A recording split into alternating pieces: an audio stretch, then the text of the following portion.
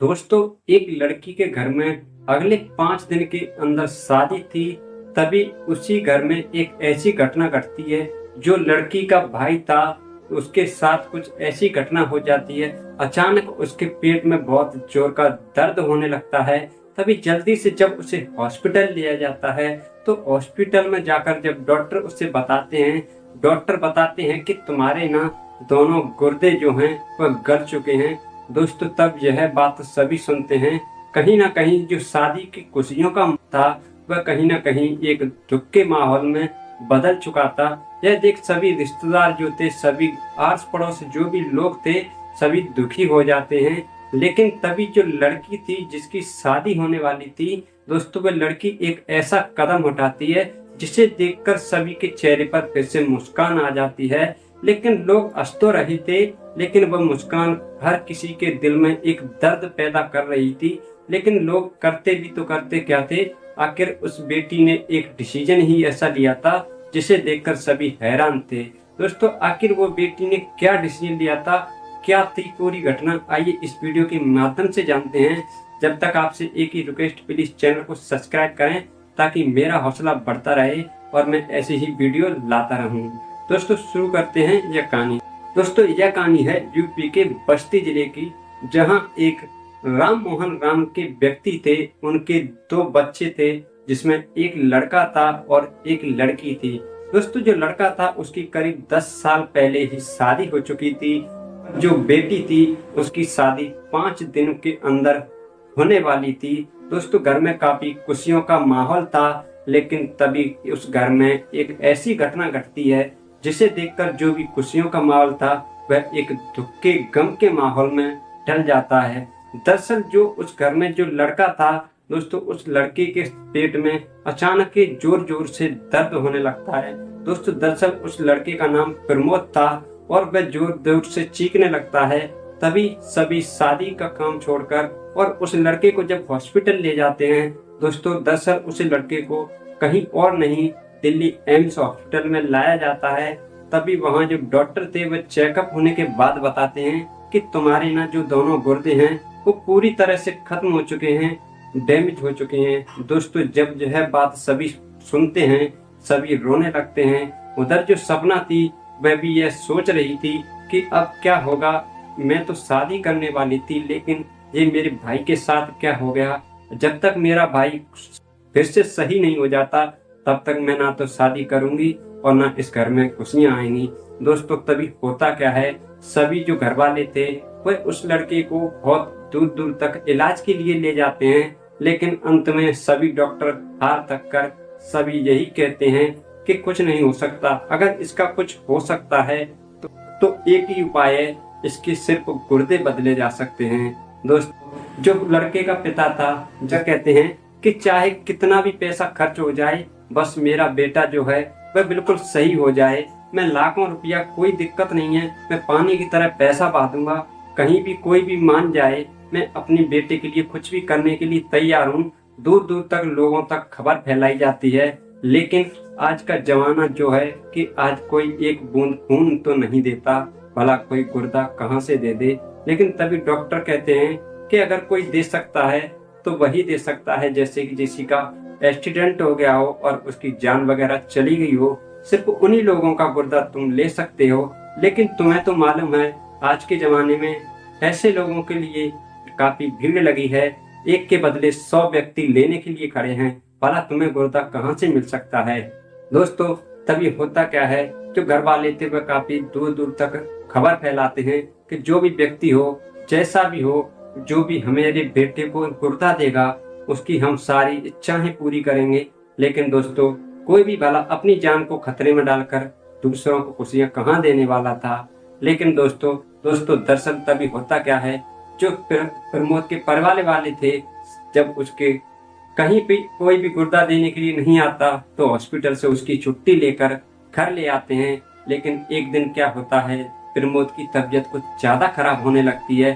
तभी वह पूरे परिवार वालों को, माता पिता को, सपना को, सभी को अपने पास बुलाता है और कहता है कि अब मुझे दिख चुका है, मेरा समय जाने का आ गया है। लेकिन मेरे मन में एक इच्छा थी, वो मेरी इच्छा मन की मन में रह जाएगी, वो कभी पूरी नहीं होगी। तभी प्रमोद कहता है कि मेरी इच्छा यही थी कि मैं अपनी बहन सपना को विदाई होते देखूं, उसकी शादी में वो खुशियां देखूं, उसके हाथों पर मेहंदी रखते हुए देखता और उसे विदाई करते देखता तो मुझे बहुत खुशी मिलती। दोस्तों तभी सपना जो थी वह ये शब्द जब प्रमोद के मुंह से सुनती है, वह सीधा डिसीजन लेती है और अपने पिता से कहती है, पिताजी चाहे कुछ भी हो जाए, अब मैं किसी की नहीं मानूंगी, मैं सिर्फ अपने भाई को अपना ही गुर्दा दूंगी। दोस्तों जब यह बात सभी सुनते हैं, सभी चौंक जाते हैं, लेकिन सभी करते तो करते क्या थे, सपना जो थी वह जिद पर अड़ चुकी थी, क्योंकि उसे अपने से ज्यादा अपनी भाई की जान प्यारी थी। उसने साफ बोल दिया था, चाहे भले ही मेरी जान चली जाए, लेकिन मैं अपने भाई को गुर्दा देकर ही मानूंगी। दोस्तों उसकी जिद के आगे जो घर वाले थे सभी झुक जाते हैं और ऐसा ही होता है।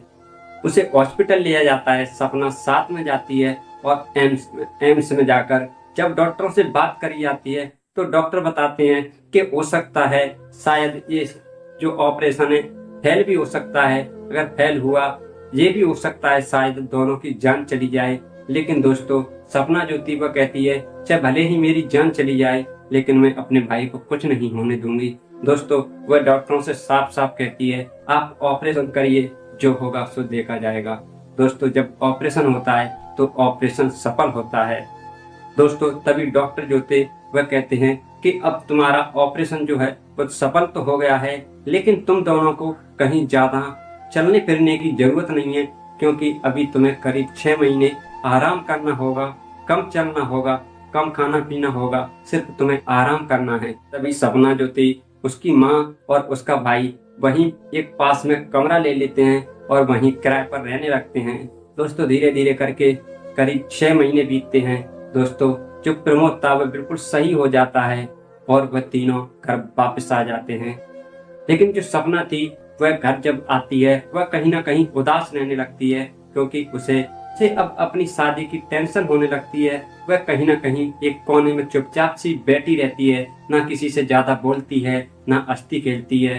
दोस्तों इससे पहले तो ऑपरेशन से पहले या उसकी शादी जो हो रही थी उससे पहले वह खूब हंसती थी, खेलती थी, गाती थी, उसे किसी भी बात की कोई परेशानी नहीं थी। लेकिन जब से उसके भाई के साथ ये घटना घटी थी और उसने जब से ऑपरेशन उसका हुआ था, उसने किडनी जो दिया थी, दोस्तों उसकी वजह से वह अब बहुत उदास रहने लगती है। इसी बीच होता क्या है, जो सपना की भाभी थी उसका भाई जो था वह एक दिन अपनी बहन से मिलने के लिए घर पर आता है।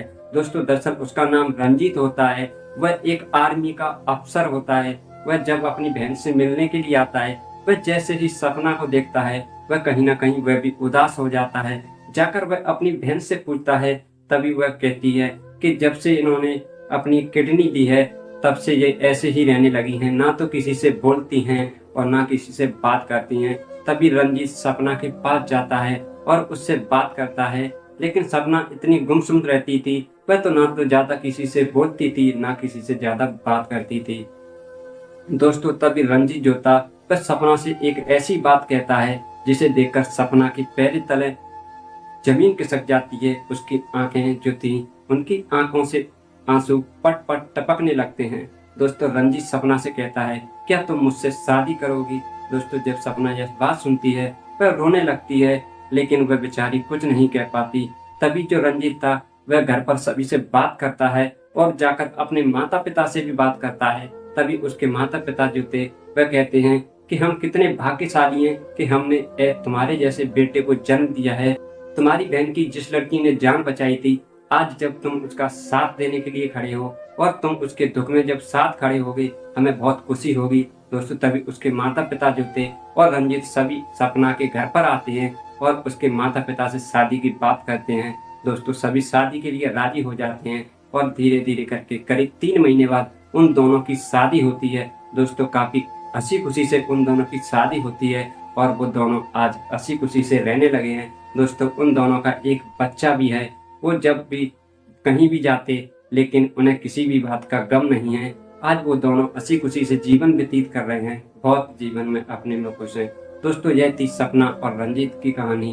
दोस्तों आपको कैसी लगी? जरा सी भी अच्छी लगी हो तो प्लीज कमेंट करके जरूर बताएं और हो सके तो वीडियो को लाइक शेयर जरूर करें। और अब हम आपसे विदा लेते हैं, फिर मिलते हैं ऐसी एक और सच्ची घटना के साथ। जब तक आप अपना और अपने परिवार का ख्याल रखें, स्वस्थ रहें, तंदुरुस्त रहें। जय हिंद, जय भारत।